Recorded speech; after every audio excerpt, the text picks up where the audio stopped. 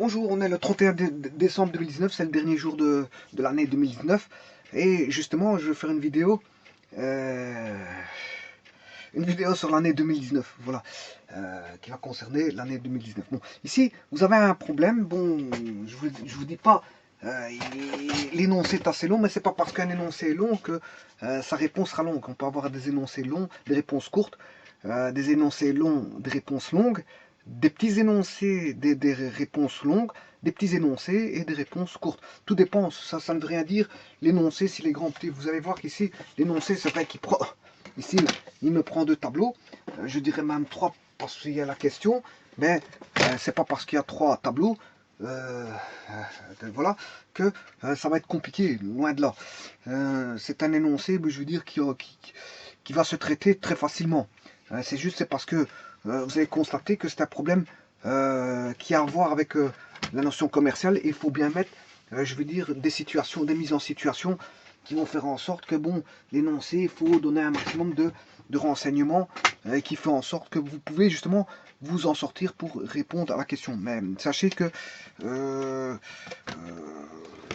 c'est pas quelque chose de très compliqué. C'est juste des notions commerciales. Je vous rappelle qu'il y a la gestion commerciale, la gestion économique. Ici, on a affaire à une gestion commerciale qui traite, voilà, j'ai un tableau pour moi répondre, donc il me reste un tableau pour répondre. Donc ça va traiter, je veux dire, de ce qu'il y a en rapport avec la gestion commerciale, c'est-à-dire les actes de commerce. Alors, on va lire l'énoncé. En mai 2019, bon, on arrive à terme de 2019 parce qu'on est le 31 décembre. Voilà, donc ici c'était en mai 2019, c'est cette année, le courant de cette année-ci, bon en mai. Monsieur Blavier, toujours lui, bon, parce que j'ai déjà traité des problèmes d'algèbre financière faisant intervenir Monsieur Blavier, qui lui est le supposé Monsieur indépendant. Il a une société, voilà, il a une société d'informatique, il fournit du matériel informatique, comme l'énoncé l'indique. C'est pour ça que je vous disais que l'énoncé est long, parce qu'en fait, il explicite un petit peu la situation. Il fournit du matériel informatique, c'est-à-dire qu'il fournit des imprimantes, des cartes vidéo, voilà, des cartes mères, des écrans, des claviers, des portables, des scanners ou scanners, des imprimantes, tralala, tralala. Bon, tout le matériel informatique que vous pouvez imaginer, mais M. Blavier le fournit. Il le fournit. Je vous rappelle que M. Blavier est au sein d'une chaîne. Bon, s'il vend ses services dans la vente de matériel informatique, mais c'est qu'il a des clients. Voilà, il a des clients. Et que M. Blavier est dans une chaîne commerciale. Pourquoi? Parce qu'en fait, quelque part, il a ses fournisseurs. Donc, et ces fournisseurs, les fournisseurs de M. Blavier ont d'autres fournisseurs. Donc, c'est tout un réseau maillé, je veux dire, d'entreprises qui peuvent être fournisseurs ou clients. Voilà. Donc c'est un réseau maillé, voilà, de commerçants ou de clients, de fournisseurs ou de clients. Ça dépend. Je veux dire, celui qui va acheter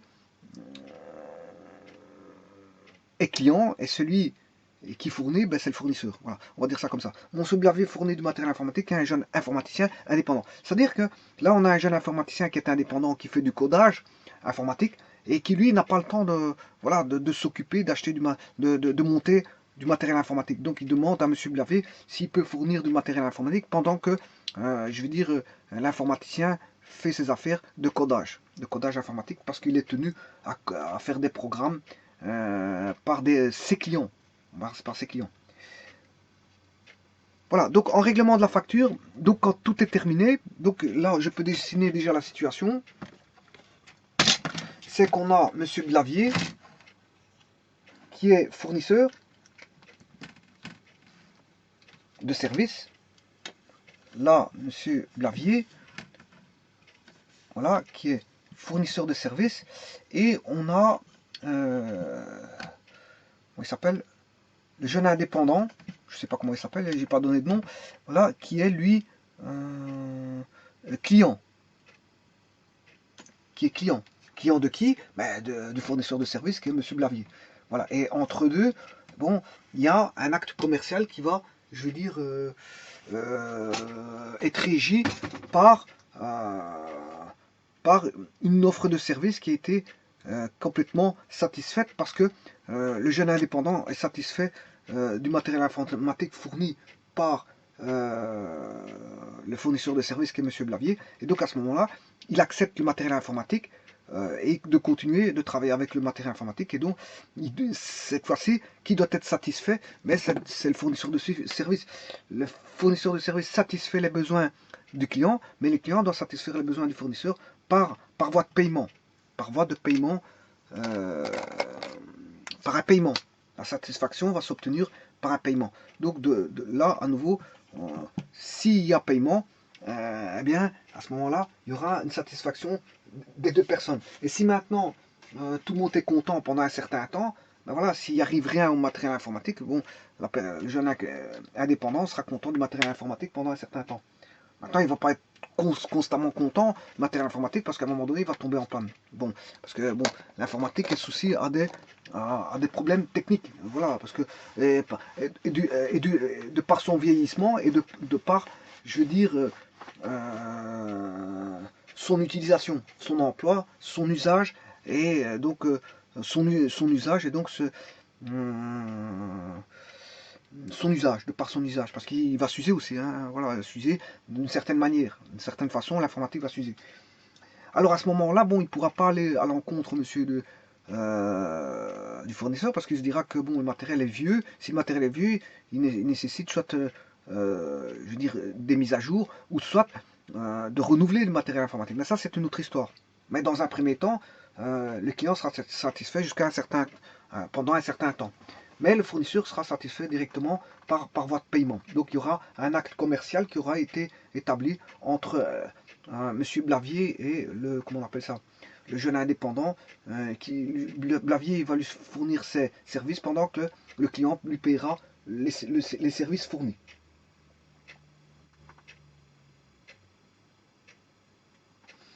Alors, maintenant, l'argent qui est ici, bon, doit être remis à monsieur. Il ne suffit pas de dire, le client ne doit pas forcément dire, oui, bon, je vais te payer, faire une promesse et de dire, bon, je vais te payer, qu'il ne le payera pas. Bon. Le tout, en économie, enfin, je m'excuse, en gestion commerciale, mais il faut, le fait de promettre le paiement, mais il faut des documents qui font en sorte que le client promet, il doit avoir des traces commerciales, comme quoi le client va bien payer le fournisseur de service. Soit il peut le payer directement, il peut le payer, je veux dire, à une échéance donnée, fixée entre le fournisseur de service et le client. Donc il y aura une notion de temps. Et je vous rappelle que le temps est fondamental dans beaucoup de domaines. Au niveau, comment on appelle ça, scientifique, le temps, vous comprendrez que ce soit en physique ou en chimie, la relation par rapport au temps est fondamentale. Et notamment en électronique ou en électricité, on retrouve la notion temporelle. Mais il va de soi que dans les situations commerciales ou économiques, on retrouve nettement la notion temporelle, je veux dire, très usitée. Le temps est une variable très très usitée, et notamment dans la gestion commerciale et la gestion économique aussi. Et dans la gestion commerciale, on le voit bien ici, puisqu'il y aura une échéance. Et d'ailleurs, on vous parle de temps ici, parce qu'on dit le 27 mai. En mai, je m'excuse, en mai. Donc, ce qui veut dire que la première des choses, c'est la situation qui a lieu entre l'échange des deux personnes. L'un fournit ses services, l'autre fournit de l'argent. Donc, c'est bien un échange. Eh bien, va se produire, cet acte commercial va se produire le 27. Mais ici, qu'est-ce qu'ils disent dans l'énoncé? En règlement de la facture, bon, donc le jeune indépendant est satisfait. En règlement de la facture, M. Blavier a reçu la promesse de paiement d'une traite, voilà, d'une valeur de 2400 € venant à échéance le 31 août. Donc ça veut dire que quand le fournisseur de service, lui, il est satisfait directement. Il a reçu son matériel informatique, il peut coder directement. Il peut continuer à coder. Ah, il a reçu son matériel informatique, il peut continuer à coder. Par contre, lui, il n'a pas reçu son argent. Il n'a pas reçu son argent. Il n'est pas satisfait tout de suite. Mais il se dit, écoute, il n'y a pas de problème, je te fais confiance, tu ne sais pas payer maintenant, mais tu peux payer quand tu veux. Enfin, pas quand tu veux, parce que bon, les gens, ils veulent quand même recevoir leur argent à court terme, pas à très long terme. Hein, je l'ai déjà dit ça. Hein. À court terme, c'est encore, je veux dire, possible, mais attendre très longtemps de l'argent, ça c'est... Qu'est-ce qu'il veut attendre? Il va courir après son argent pendant longtemps. Il va pas faire que ça. Hein. Voilà, voilà. Donc, ce qui va se passer, c'est que bon, il va mettre une échéance, je veux dire, qui est, on va dire, raisonnable. Voilà. Et alors ici, dans l'énoncé, qu'est-ce qu'ils disent? Ben, en règlement de la facture, Monsieur Blavet a reçu la promesse de paiement d'une traite d'une valeur de 2400 euros. Donc, 2400 euros, facture de Monsieur Blavet a reçu la promesse de paiement d'une traite. Alors, d'une valeur venant à échéance le 31 août. Voilà, c'est ça qui m'intéresse, c'est qu'elle vient à échéance le 31 août 2019. Donc ici, le 31 août 2010, de la même année, donc mai, juin, juillet, 31, ça c'est 2019, et là c'est 2019. Voilà. Alors, mais on va compter en gros, hein, je ne vais pas compter les jours, ça je le ferai par après, mais de mai, c'est la fin mai. Après mai, on a juin, juillet, et ça c'est fin août. Donc on a environ 3 mois. C'est environ 3 mois. Voilà, donc en fait, qu'est-ce qui se passe? Ouais, lui, il est satisfait. Le jeune indépendant est satisfait. Mais le fournisseur de service n'a pas encore reçu son argent, mais dit, comment, je te laisse quand même 3 mois, hein, dans 3 mois tu me payes. Hein. Bon, maintenant, l'argent, c'est quelque chose de très... voilà. Dans les notions commerciales, c'est une histoire de confiance. Bon, maintenant, avec ce qui se passe, la diminution des valeurs morales des personnes, beaucoup de gens ont tendance à jouer dans l'arnaque. Dire, bon, je vais te payer, mais qu'est-ce qu'ils vont faire? Mais ils vont pas le payer. Oh, je te paierai tel jour, voilà. Ou ils donnent qu'une partie du montant, ils ne donnent pas la totalité. Ou ils ne payent rien du tout. Le mieux, c'est qu'ils ne payent rien du tout parce que beaucoup de gens vont dans l'arnaque. Ils essaient de ne pas payer. Voilà. Et donc, le problème, c'est que quand vous faites trop confiance, il y a des gens qui abusent de la confiance. Parce qu'il y a des gens malhonnêtes. Hein, ils regardent leur point de vue. Et voilà, on est dans un monde, le monde commercial, c'est un monde de loup. C'est un monde de loup. Donc, je veux dire, beaucoup de gens veulent recevoir de l'argent, mais ils ne veulent pas en donner. Voilà. Il y a des gros ventes comme ça qui, je veux dire, qu'est-ce qu'ils font? Ils veulent recevoir, mais pas donner. Hein? Pourquoi recevoir? Ben, ils veulent devenir riches. Voilà, par la malhonnêteté, ils veulent devenir riches. Bon, alors maintenant, il y a des cadres légaux qui régissent, je veux dire, certaines règles.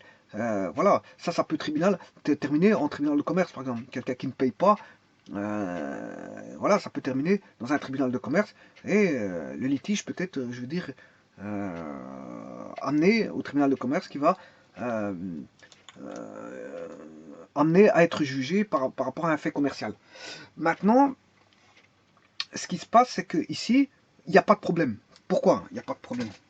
Justement, le niveau de confiance, il s'en fout de le fournisseur de services. Pourquoi? Parce que ici, qu'est-ce qui s'est passé? En règlement de la facture, Monsieur Blavier a reçu la promesse de paiement d'une traite. C'est une traite bancaire d'une valeur de 2400 euros venant à échéance le 31 août. Bon, la traite bancaire, en fait, c'est un document légalisé, mais je veux dire, le fournisseur de services s'en décharge. Donc il va mettre, si vous voulez, la banque va faire intervenir la banque. Donc c'est la banque qui va être garant, si vous voulez, de la dette. De la dette. Il y a un troisième acteur. Il y a le premier acteur qui est le jeune indépendant, le deuxième acteur qui est le monsieur Blavier. Et maintenant, monsieur Blavier ne fait pas trop confiance, je veux dire, comment on appelle ça, au jeune indépendant. Lui, il veut son argent absolument. Donc lui, il va faire intervenir la banque au travers d'un document spécialisé où ce document spécialisé va fixer des modalités, je veux dire, de paiement de la créance. Je vous rappelle que le créancier, c'est le fournisseur de services. Voilà. Le fournisseur de services. Et celui qui a une dette, c'est le jeune indépendant. Donc voilà, on a le jeune indépendant qui a une dette et le créancier, c'est le fournisseur de services. Alors le fournisseur de services ne faisant pas trop confiance aux méthodes, aux règlements, je veux dire, qui ne sont pas, qui sont de personne à personne. Bon, ça se fait hein, de personne à personne, mais c'est sujet, je veux dire, à ne pas recevoir l'argent. Hein. Bon, voilà. Donc, mais avec la banque, il n'y a pas de problème. Vous faites intervenir la banque. C'est la banque qui s'occupe, je veux dire, des modalités de paiement. Donc, à ce moment-là, vous déchargez, je veux dire, du processus de remboursement. Vous, ce que le fournisseur de service va regarder, c'est tout simplement la date d'échéance. Lui, à la date d'échéance, à coup sûr, il va recevoir son argent, voilà, par la banque. Maintenant, qu'est-ce qui se passe s'il n'a pas payé le jeune indépendant, mais c'est la banque qui va se retourner contre le jeune indépendant. Voilà. Et lui, il n'aura rien à voir, il aura reçu son argent, pour autant qu'il total, qui est bien sûr de 2400 euros, pour autant qu'il ne retire pas avant, parce que sinon, vous allez voir qu'il va se passer quelque chose s'il retire avant. En règlement de la facture de Monsieur en règlement de la facture la facture, Monsieur Blavier a reçu les promesses de paiement d'une traite d'une valeur de 2400 euros. Donc, venant à échéance le 31 août. Donc, là, c'est le montant de la voilà du service, c'est 2400 euros.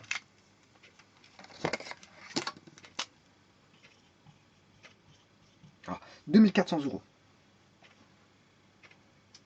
Alors, je vous rappelle qu'ici, quand on dit traite,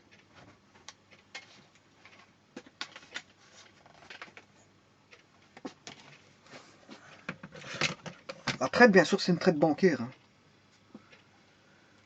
Ça, c'est une traite bancaire. Bon, si vous voulez, c'est un moyen de paiement qui se fait avec une échéance donnée. C'est comme ici, par exemple, le 31 août, le fournisseur de service recevra son argent en totalité.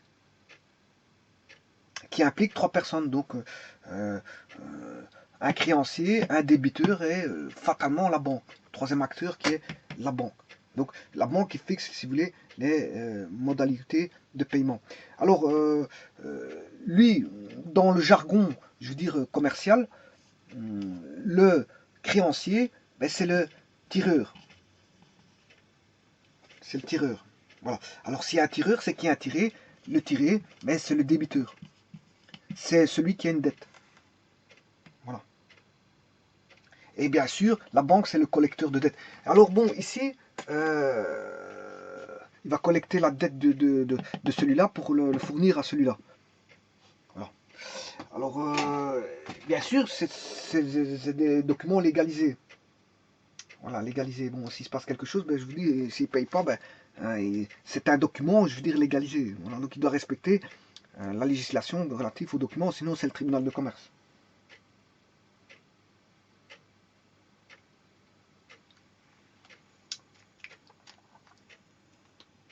Alors, la traite bancaire permet, si vous voulez, à un créancier dénommé le tireur, ben, d'inviter, il invite, hein, parce que bon, en commerce, c'est pas qu'on on met un pistolet sur la tempe pour dire que tu me payes. Hein. Bon, ça ne sera pas comme ça. On invite la personne à payer. Bon, dans un premier temps, dans un second temps, on envoie une lettre, je veux dire, voilà, un peu plus, je veux dire, mordante. La troisième est un peu plus agressive. Et la quatrième, bon, elle est agressive, puisqu'on on met en demeure, on met en demeure d'aller au tribunal avec des huissiers de justice qui vont venir, je veux dire, chercher la dette que vous n'avez pas payée pour vous la faire payer obligatoirement. Voilà, au travers bon, voilà, d'une saisie. Bon, donc ici, comment dire, là, ça ne se fait pas avec un pistolet sur la tempe, c'est que juste, bon, ça reste dans la courtoisie des actes commerciaux. C'est-à-dire que comment est-ce qu'on appelle ça, le fournisseur de service qui est Monsieur Blavier, va inviter, si vous voulez, le fournisseur de service qui est le tireur. Hein. Le tireur va inviter son débiteur, donc qui est le tiré, à payer une somme d'argent, donc d'ici de 2400 euros, auprès d'une troisième, je veux dire, d'un troisième acteur qui est la banque. Et là, la banque, elle a, elle a appelé le bénéficiaire, si vous voulez, c'est le bénéficiaire. Euh, voilà. Alors, bon, maintenant, c'est des documents, tout ça. Hein. Une traite bancaire, c'est un document. Voilà, c'est un document légal. Hein.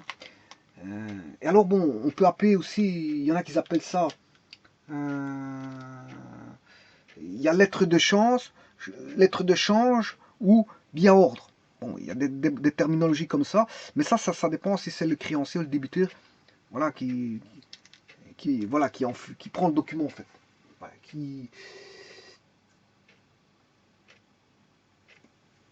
émane. Si le document émane du créancier, ben c'est une lettre d'échange. De change. Maintenant, si le document émane du débiteur, du jeune indépendant ici, là à ce moment-là, c'est ce qu'on appelle un billet ordre. Ça dépend qui va, d'où émane le document. S'il émane de Blavier ou s'il émane du jeune indépendant. S'il émane de M. Blavier, ben, c'est ce qu'on appelle une lettre de change. S'il émane, voilà, comment on appelle ça,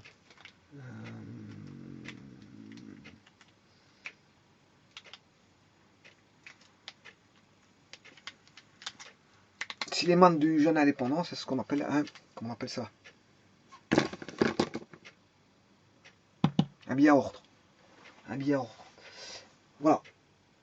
Donc en fait, c'est tout simplement un document juridique, la traite, qui est un effet de commerce, si vous voulez. Hein. C'est un effet de commerce euh, pour, euh, si vous voulez, pour avoir un paiement, pour effectuer un paiement, si vous voulez, pour être payé, si vous voulez, dans un temps, dans un délai, je veux dire, convenu.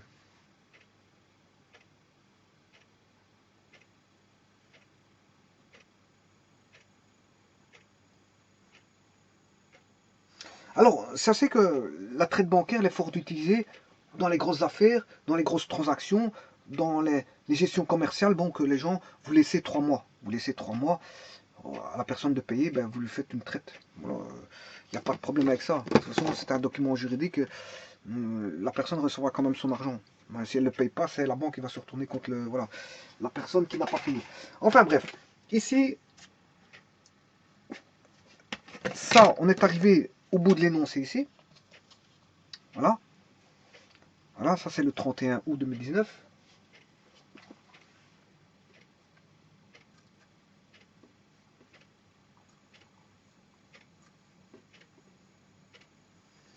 Maintenant, on va lire la deuxième partie de l'énoncé.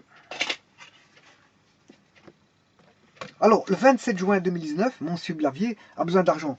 Ouais, il a besoin d'argent, pourquoi pas. Bon, je ne sais pas qu'est-ce qu'il peut faire avec son argent. Il a besoin d'argent pour honorer, voilà justement, il le dit ici, pour honorer ses factures. Il négocie cette traite avec sa banque. Il va à la banque et il dit bon, écoute, moi j'ai besoin de l'argent pour le 27. Je ne sais pas attendre le 31. Je ne sais pas attendre le 31. Il me le faut pour le 27.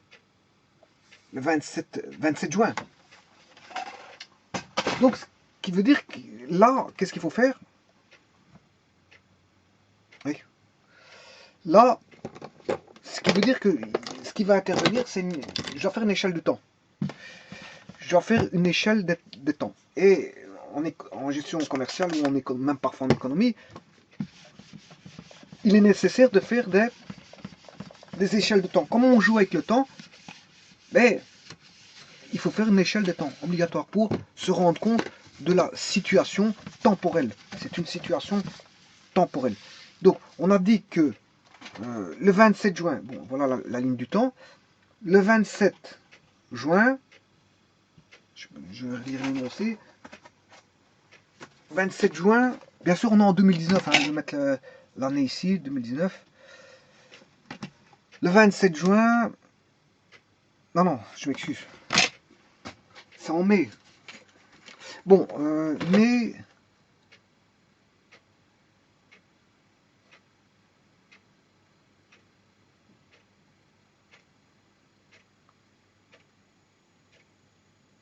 Bon. Mais.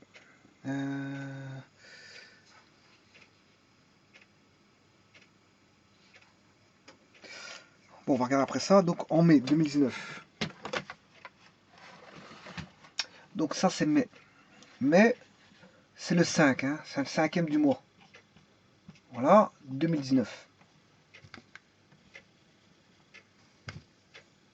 Là, la situation, c'est que M. Blavier fournit, le fournisseur de services, donc fournit du matériel informatique. Là, il fournit du matériel informatique. Voilà. Ensuite, qu'est-ce qu'on a dit? Le 31 août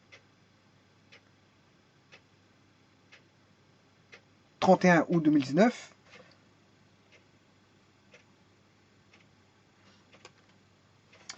Là, à ce moment-là, elle doit venir intervenir. L'échéance, elle est ici. Le 31 du 8. Là, c'est l'échéance de la traite bancaire. Donc, l'échéance de la traite bancaire. Voilà. Et alors, le 27 juin 2019, Monsieur Blavier a besoin d'argent, négocie cette traite avec sa banque. Celle-ci ne remet pas, oui, fatalement, comme il l'a pris avant, il ne remet pas 2400, montant de départ, ouais, parce qu'ici, il avait le matériel, il avait vendu le matériel pour 2400 €. Hein. Donc, ce qui veut dire, s'il attend jusqu'ici, il va recevoir ses 2400. Mais là, comme il a besoin d'argent, il prend avant, il le prend le 27 juin, ce qui fait... juin, c'est 6. Voilà, 27 du 6.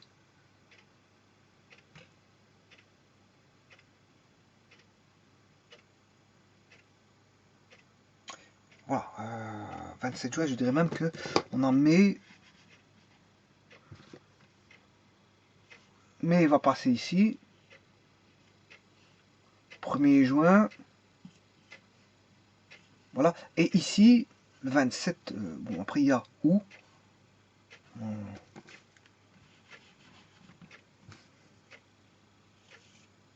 Ça c'est le mois de mai. 31 mai.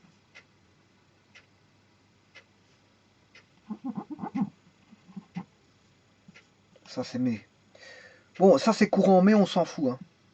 On s'en fout. Ça c'est 31 mai. Après, il y a le 1er juin. Juste après, là c'est le mois de juin. 31 juin. Voilà. Et 31 août. Voilà, comme ça. Voilà. Ça c'est le mois du 31. Après le 31, on a le mois de juin. Là, on est courant, on ne sait pas combien il a, à quel moment il a vendu le matériel, on s'en fout. Donc ça c'est courant mai. Ça c'est courant juin. Et après 31 juin ben, jusqu'au 31, c'est le mois de d'août. Voilà. Voilà.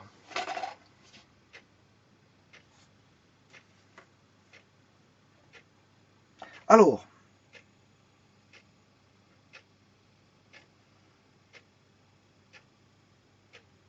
oui mais j'oublie un mois là. Ouais, parce que j'oublie le mois de juillet. Juin, juillet, ouais, j'ai oublié un mois d'août. Un mois. Je m'excuse. Parce qu'il y a mai, juin. Puis, il y a le mois de juillet. Voilà. Là, c'est 31 juillet. Puis, il y a le mois d'août. Voilà, le mois d'août, il est là. Et là, on arrive au 31 août. 31 du 8. Voilà. Voilà ma ligne de temps. Elle est là. Alors, là, c'est quand il vend le matériel informatique aux jeunes indépendants. Le 31, c'est quand vient logiquement l'échéance. S'il respecte l'échéance, mais il ne l'est pas respecté parce que le 27 juin, hein, c'est l'énoncé qui le dit, le 27 juin 2019, M. Blavier a besoin d'argent pour honorer ses factures. Il négocie ses traites avec sa banque et il va rechercher l'argent tout de suite. Mais il a besoin d'argent. Mais ce montant diminue des intérêts produits par cette somme entre le 27 juin et le 31 août 2019 au taux de 9,5%. Bon, alors, il y a des modalités. S'il vient chercher l'argent avant, ben, il doit payer un intérêt. Alors, on a dit le 27 juin. Là, on a le 27, il est ici. Voilà, le 27 est ici. Donc, il va rechercher l'argent ici. 27 juin, le 27 du 5. Le 27 du 5, il reprend son argent. Voilà, donc, Monsieur Blavier reprend son argent.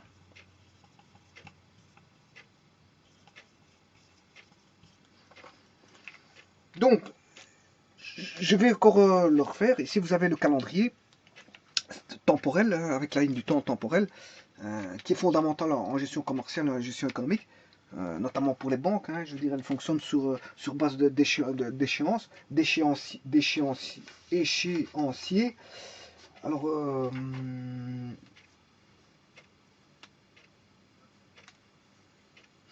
voilà. Donc maintenant, on va calculer cet intérêt qui devrait être versé à la banque. Alors, c'est ce qu'on appelle... oui, donc ici, on a bien le matériel informatique qui est vendu 2400 €. L'échéance est le 31 du 8, mais lui, il vient chercher l'argent le 27 du 5. Donc, ce qui veut dire, quand entre ça et ça, oui, ici, c'est ceci exclu, la date là, le jour là exclu. Hein, ça se passe souvent comme ça, je l'ai fait avec les quinzaines. Les quinzaines, ils excluent le premier jour, hein, mais le dernier jour est inclus.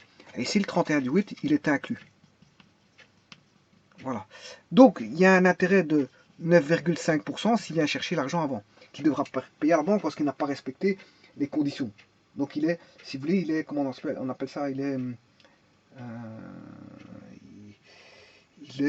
pénalisé. Pénalisé parce qu'il n'a pas respecté le contrat de la traite bancaire d'aller chercher l'argent à l'échéance. Donc, s'il vient chercher avant, il n'y a pas de problème, mais il paye un intérêt. Voilà. Alors, quelque part, ça s'appelle pas un intérêt réellement, ça s'appelle un escompte. Parce que l'escompte, c'est justement l'intérêt obtenu par la banque sur la valeur nominale de la traite de 2400 €. Là, il y a un escompte. Là. Bon, mais maintenant, l'escompte se calcule comme un intérêt. Hein. Bon, c'est C0 fois le taux d'intérêt fois le temps. Voilà. Alors, le C0, ben, c'est le capital de départ. Le capital de départ, on sait bien que c'est 2400 €. La traite, elle vaut 2400 €.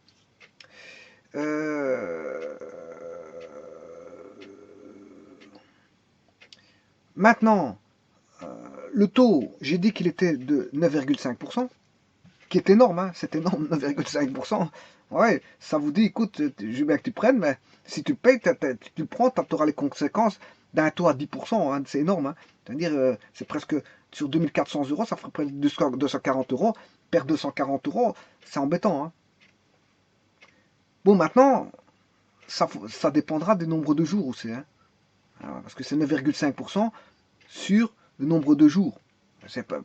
Voilà, c'est 9,5% fois le temps, bien sûr, et le nombre de jours, mais il faut compter le nombre de jours qu'on a du 27 du 5, là où il prend l'argent, jusqu'à l'échéance convenue.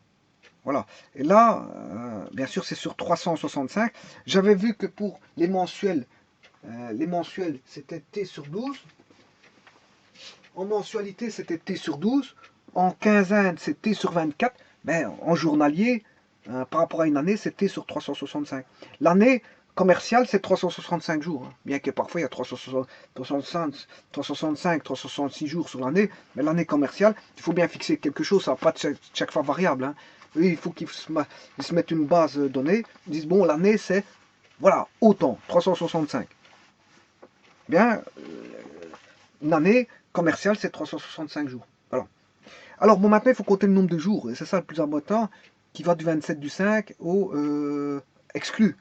Donc, il faut compter à partir du 28, hein, jusqu'au 31 du 8. Voilà, donc il faut un calendrier pour ça, ou alors compter manuellement, ou alors essayer de compter sans se tromper, en se disant que là, on a 31 jours. Là, au mois d'août, on a 31 jours. Au mois de juillet, on a 31 jours, ce qui fait déjà 62 jours. Du 1 au 31 août, on a 31 jours. Du 1 au 31 juillet, on a 31 jours. Ce qui fait 31 plus 31, ça fait 62 jours. Mais 62, voilà, je vais noter 62.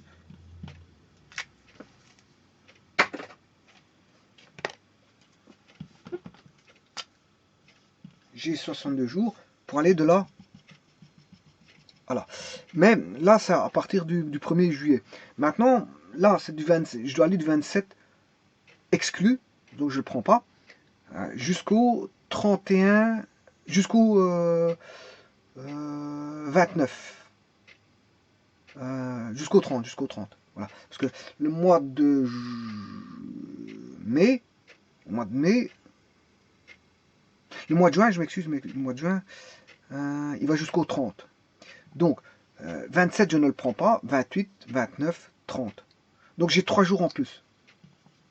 Voilà, par rapport aux 62 jours qui constituent le mois de juillet et le mois d'août. 62 plus 3, ça fait 65 jours. Donc je ne prends pas le 27. Parce que c'est toujours comme ça en gestion commerciale. Les banques, ils ont institué que le premier jour est exclu. Le tout premier jour est exclu. Vous rentrez dans le mécanisme 24 heures après. 24 heures après. Voilà. Et c'est toujours comme ça pour les quinzaines, pour les mensualités, pour les... Et voilà, pour les traites aussi, ça marche comme ça, pour calculer le nombre de jours. Donc, vous aurez 65 sur 365, et on calcule ça, et vous aurez, je veux dire, ce qu'il faudra calculer. Ça, c'est l'escompte à payer à la banque. On va regarder ce qu'on va payer à la banque. Donc, on a 2400 euros, enfin, ce que M. Blavier doit payer à la banque. 2400 fois 9,5 divisé par 100, voilà, fois 65 divisé par 365, voilà. Voilà, 40,6, voilà, ceci. 40,6. Je vais mettre au dixième, hein, 40,6. Donc il va payer 40,6 euros. Voilà, 40,6 euros. Bon, ce qui veut dire que lui, là, il ne touchera pas 2400, parce qu'il doit payer 40,6. Bon, ça va, c'est quand même pas la mer à boire de payer 40,6, il va le chercher au mois de... Hein, autant perdre 40,6, mais au moins il a son argent de disponible pour faire ce qu'il doit faire comme achat. C'est pas, il va perdre 40,6, oui, mais c'est pas la mer à boire. Hein. Mais au moins il a son argent qu'il a... Voilà.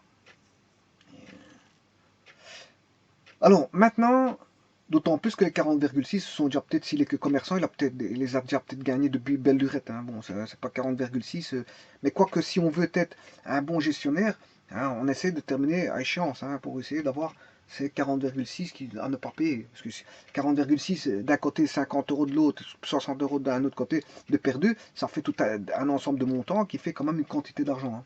Il ne faut pas quand même... La meilleure gestion, c'est de faire justement attention à tous ces deniers pour essayer de, je veux dire, d'être, voilà, de rapporter le plus en commerce. Parce que si on commence à perdre d'un côté, on s'en fout, puis on perd de l'autre côté, on s'en fout, puis on perd de l'autre côté, on s'en fout, à un moment donné, perte d'un côté, puis d'un côté, puis d'un côté, puis d'un côté, puis d'un côté, ben, ça fait beaucoup, ça fait beaucoup. Ça fait énormément une collecte d'argent qui aurait pu, je veux dire,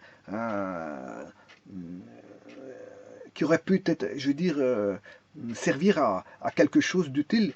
Voilà, voilà, il faut bien calculer. Voilà. L'idéal, c'est de pas aller chercher. Ça, c'est un cas de figure, hein. C'est un cas de figure pour vous montrer. Mais l'idéal, c'est d'aller chercher à l'échéance, hein. Voilà, son argent, pour pas payer un escompte. Bon, maintenant, normalement, il aurait dû toucher 2400 ici à l'échéance, mais là, il n'a pas été le chercher à l'échéance, il a été cherché le 27 du 5. Donc, il faut calculer ce qu'on appelle une valeur actuelle, actualisée. Voilà, c'est une valeur actualisée parce qu'il y a un escompte qui est intervenu. Voilà. Alors, la valeur actualisée, ben, c'est tout simplement le montant de base, qui est le capital, moins l'escompte, tout simplement.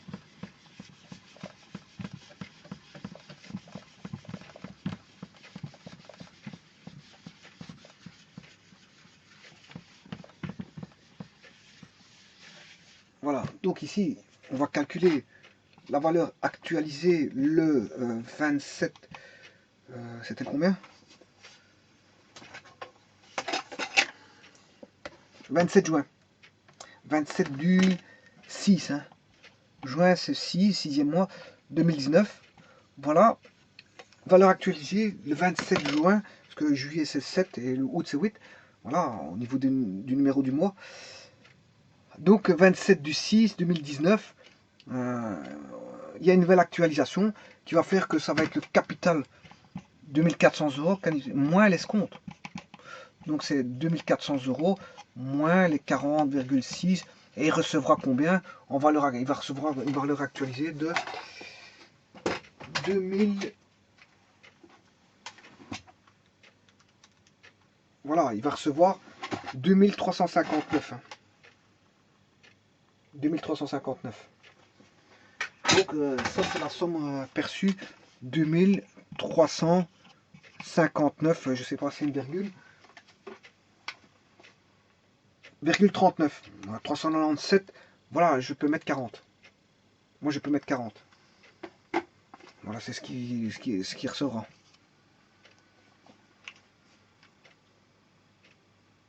2359,40 euros reçus par alors qu'il avait vendu le matériel informatique de 2400 euros.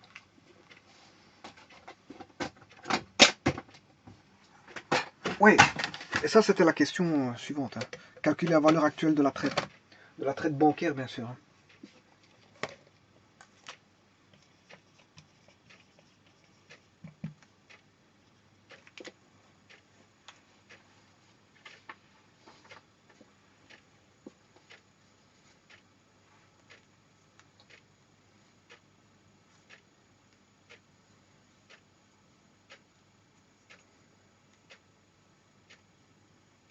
Voilà, je vous remercie.